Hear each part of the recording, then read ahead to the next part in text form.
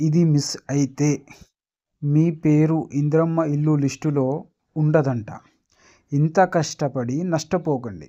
తెలంగాణ ప్రభుత్వం ప్రవేశపెట్టిన ఇందిరమ్మ హౌసింగ్ పథకం లక్షలాది మంది పేద కుటుంబాలకు స్వంత గృహం కలను నిజం చేసే అవకాశాన్ని అందిస్తుంది. అయితే కొన్ని ముఖ్యమైన నియమాలు పాటించకపోతే మీ పేరు ఈ లిస్టులో కనిపించకపోవచ్చు.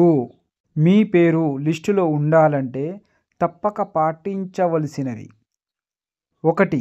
అర్హతలు పూర్తిగా సరిచూడండి. ప్రభుత్వ నిబంధనల ప్రకారం అన్ని పత్రాలు, Aadhaar, income certificate, ration card వంటి దస్తావేజులు సరిగ్గా ఉండాలి. ఇవి లేకుంటే మీ దరఖాస్తును తిరస్కరించే అవకాశం ఎక్కువ. 2. దరఖాస్తు చేయడంలో జాప్యం వద్దు.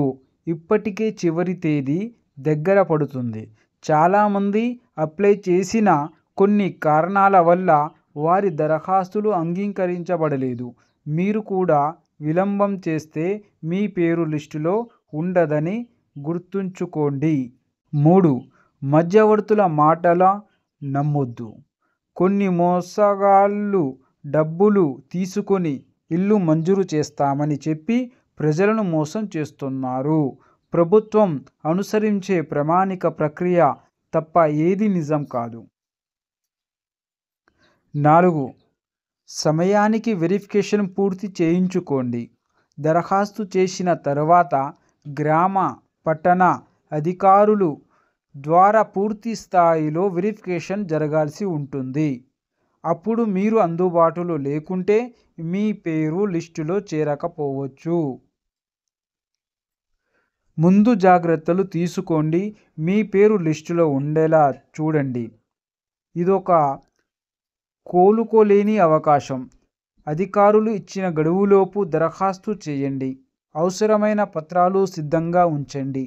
ఒక్క చిన్న పొరపాటుతో మీ పేరు ఇందిరమ్మ ఇల్లు లిస్టులో మిస్ అవుతుందంట. అప్పుడు బాధపడడం తప్ప వేరే దారి ఉండదు. కాబట్టి ఈ అవకాశం మీకు చేజారకూడదంటే వెంటనే గ్రామ అధికారులను సంప్రదించండి. ఇది మంచి అవకాశం అండి. ఈ అవకాశాన్ని మీరు చేజారకూడదు. ఎందుకంటే మీకు ఈ ఇందిరమ్మ ఇల్లు అనేది ప్రతి సంవత్సరం కాకుండా ఎలక్షన్స్ అప్పుడే ఈ కార్యక్రమాలు జరుగుతాయి. కావున ఇలాంటి పథకాలు వచ్చినప్పుడు మనం చాకచక్యంగా వాటిని సద్వినియోగపరుచుకోవాలి. ఎందుకంటే మనకు అర్హతలు ఉన్నాయా లేదా చూసుకోవాలి.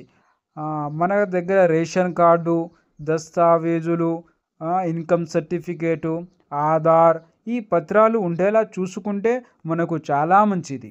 ఒకవేళ లేదు అనుకుంటే మనం ట్రై చేయొచ్చు.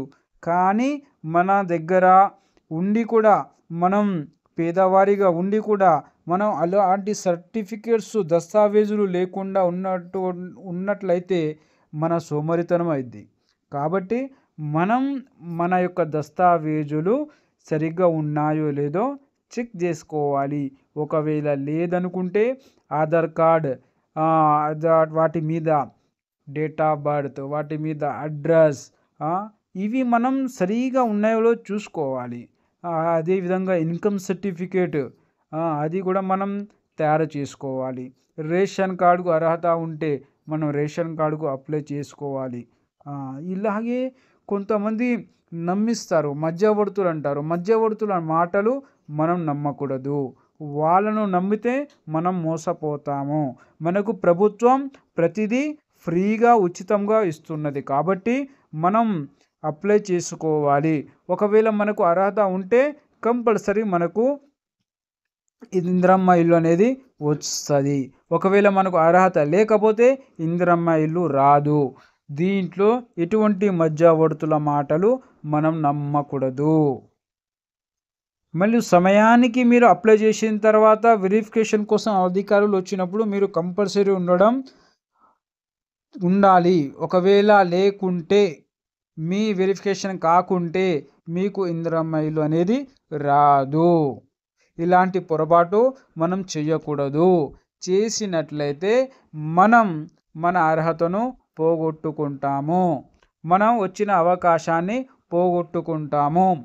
కాబట్టి మనం చాలా జాగ్రత్తగా ఉండాలి.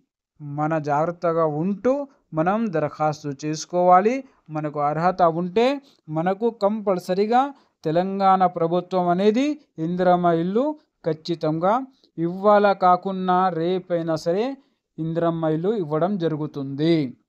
ఇలాంటి అవకాశాన్ని సద్వినియోగపరుచుకోవాలని తెలియజేస్తున్నాను. ఏమైనా మీకు డౌట్ ఉంటే మీరు కామెంట్ ద్వారా